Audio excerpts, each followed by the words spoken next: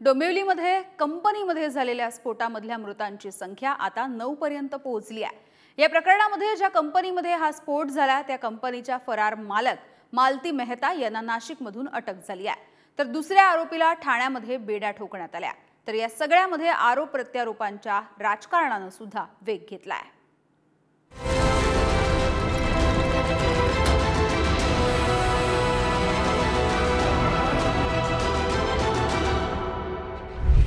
संपूर्ण डोंबिवली शहराला हादरवून सोडणाऱ्या अमुदान कंपनीतील बॉयलर स्फोटाला 30 तास उलटून गेले। स्फोटातील मृतांचा आकडा 9 वर पोहोचलाय, तर जखमींचा आकडा 60च्या पार गेलाय। एकीकडे बचाव कार्य सुरू असतानाच या स्फोटासाठी जबाबदार असलेल्या 2 आरोपींना अटक करण्यात आली आहे। ज्या अमुदान कंपनीत स्फोट झाला त्या कंपनीच्या मालक फरार मालती मेहता यांना नाशिक गुन्हे शाखेने ताब्यात घेतलंय। स्फोट झाल्यानंतर मालती प्रदीप मेहता नाशिकमध्ये नातेवाईकांकडे आश्रयाला आल्या होत्या। दुसरीकडे ठाणे क्राईम ब्रँचने या प्रकरणातील दुसरा आरोपी मलय मेहतालाही अटक केली आहे। युनिट 1 ची सर्व टीम त्यासाठी लावली होती। आज आम्ही तांत्रिक विश्लेषणाच्या आधारे त्यांचा शोध घेतला असता या गुन्ह्यातील प्रमुख जे आहेत मालती प्रदीप मेहता हे मिळून आलेले आहेत। एकीकडे सामान्य नागरिक अशा स्फोटांमध्ये मृत्युमुखी पडत असताना नेत्यांनी मात्र यावरून जोरदार राजकारण सुरू केलंय। मविया सरकारच्या काळात तत्कालीन मुख्यमंत्री उद्धव ठाकरेंनी डोंबिवलीतील केमिकल कंपन्या हलवण्याचे आदेश दिले होते। मात्र शिंदे सरकार सत्तेत आल्यानंतर उद्योजकांकडून पैसे घेऊन कंपन्या सुरू ठेवल्याचा आरोप करत डोंबिवलीतील स्फोटाला सरकार जबाबदार असल्याची टीका नाना पटोले आणि अंबादास दानवेंनी केली आहे। उद्धव ठाकरेच्या सरकारने त्यावेळेस त्या सगळ्या व्यवस्थेला बंद करण्याचे निर्णय घेतले होते, पण हे खोक्याचं सरकार महाराष्ट्रात आल्यानंतर त्या उद्योगपत्यांकडून पैसे घेऊन तो उद्योग चालू ठेवला आणि काल झालेली घटना या अनेकांचा जीव घेऊन गेली। या ऍक्सिडेंटची वाट बघत होते का? एवढ्या 7-8 जणांचा बळीची वाट आपण बघत होतो, कारण हा ऍक्सिडेंट या इंडस्ट्रियल एरियातला पहिला नाही, माझ्या माहितीप्रमाणे मागच्या 2016-17 पासून 5वा-6वा हा ऍक्सिडेंट आहे। अनेक लोकांचे बळी जातात आणि याला सर्वस्वी जसं इथली ही फॅक्टरीचे मालक जशी जबाबदारी तसं इथले उद्योग विभाग जबाबदार आहे, प्रशासन जबाबदार आहे आणि सरकार सुद्धा जबाबदार आहे।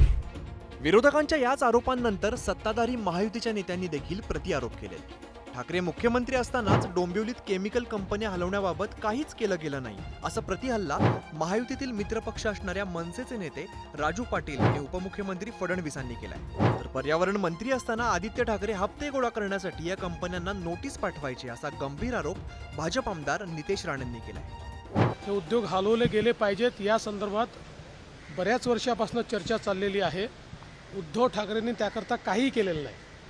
मला त्यांनी केलेला एक निर्णय फाईलवरचा दाखवा, एक की त्यांनी फाईल मूव्ह केली आहे असा एक निर्णय दाखवा, काही केलेलं नाही। मागच्या वेळेस पण जी दुर्घटना झाली होती प्रोबेशी किंवा जो एक प्रदूषण झालेलं त्यावेळेस तत्कालीन मुख्यमंत्री उद्धवजी ठाकरे आले होते इथे।